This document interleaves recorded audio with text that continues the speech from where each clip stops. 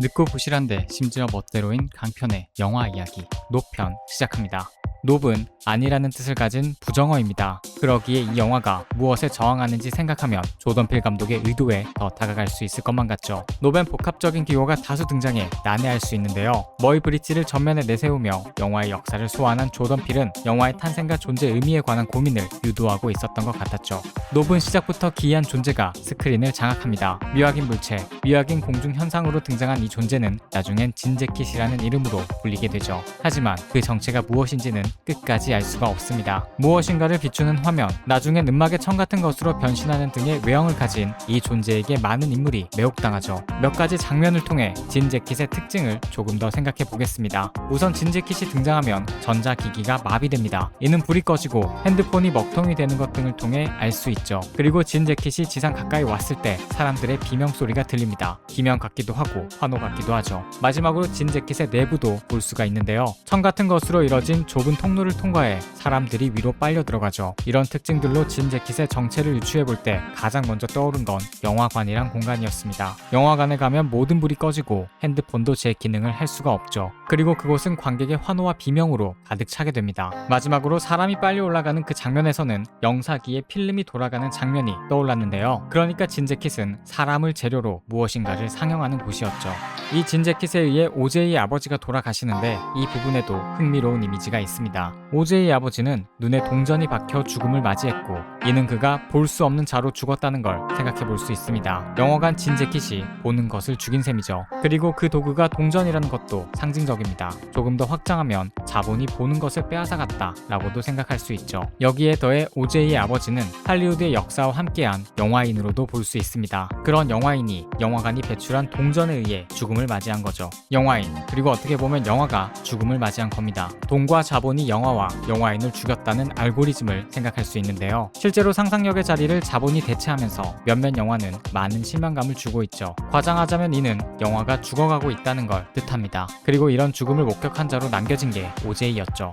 결국 노은 영화의 죽음을 거부하는 부정어라고 생각할 수 있습니다. 이 저항운동 최전선에 오제이가 서 있죠. 그는 보는 것이 죽은 다음 세대의 인물이지만 이 본다는 행위를 부활시키기 위해 행동하는 인물입니다. 이를 위해 진재킷을 카메라에 담아 오프라 윈프리 쇼 같은 곳에 보여줄 수 있는 영화로 제작하려고 하죠. 이런 영화 만들기는 본다는 것과 스펙터클한 영화의 가치를 다시 증명하겠다는 의지처럼 보입니다. 또한 이런 측면에서 오제이는 조던필을 대변하고 그의 메시지를 전달하는 페르소나로서 역할을 수행하고 있죠. 사실 노벤은 오제이 외에도 본다는 것에 미친 이들이 있습니다. 먼저 주프는 고디라는 고릴라를 통해 목격했던 폭력성에 매혹되었고 진재킷을 그 폭력성이 드러나는 도구로서 쇼에 활용하려고 했죠. 엔젤은 남몰래 보는 걸 좋아하는 인물입니다. 감시 카메라 설치 후 상대의 동의 없이 몰래 그들의 삶을 관찰하는 모습을 보이죠. 이는 관음적인 시선이며 본다는 것의 한 종류이기도 합니다. 앤틀러 홀스트 촬영 감독은 자연에서 일어나는 일을 담아 기록하고 보존하는 데 관심이 있습니다. 이는 다큐멘터리 작가적 욕망이자 시선으로 볼 수 있죠. 이렇게 노은, 폭력, 관음, 다큐적 볼거리에 미친 이들을 통해 본다는 것의 다양한 카테고리를 보여주고 있었죠. 그리고 그들 중 스펙터클로서의 볼거리를 담고자 했던 오제이 남매의 승리로 영화는 끝나게 됩니다.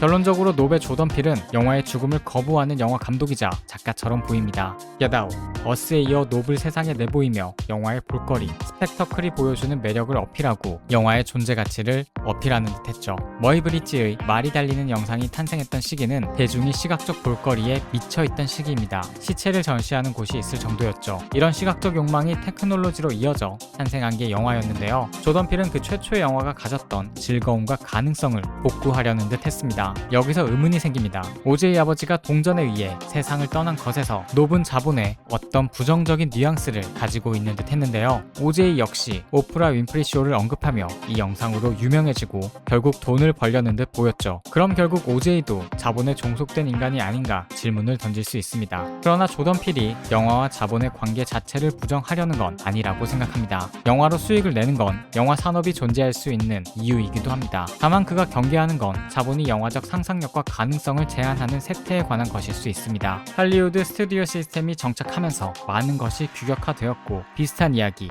코드, 캐릭터가 재생산되는 경향이 있었죠. 흑인의 이야기가 나올 수 없던 이유이기도 합니다. 아마 조던 필은 이를 경계하고 여기서 벗어나야 영화의 죽음을 거부할 수 있다고 생각했을 겁니다. 실제로 조던 필은 겟아웃 때부터 이런 규격화된 틀을 거부하는 모습을 보였습니다. 우리가 장르의 규칙이라고 인식하고 있던 것들을 비틀고 자신만의 스타일로 재구성해 관객들에게 흥미로운 재미를 주고 있죠. 난해하다는 평가가 있을 수 있지만 분명 독창적이고 자신만의 정체성이 뚜렷한 감독이라 할 수 있습니다. 놉에서도 호러적인 분위기가 연출되다가 이내 코믹한 상황이 펼쳐지는 상황을 몇 가지 볼 수 있었죠. 그래서 그의 영화를 향한 호불호에 상관없이 규정할 수 없는 감독의 영화라는 표현을 끌어내는 것 같습니다. 이번에 이야기한 관점 외에도 놉은 서부극을 비롯해 영화의 역사 그리고 흑인의 정체성이라는 측면에서도 많은 것을 이야기할 수 있는 작품인데요. 여러분은 놉을 어떻게 보셨나요?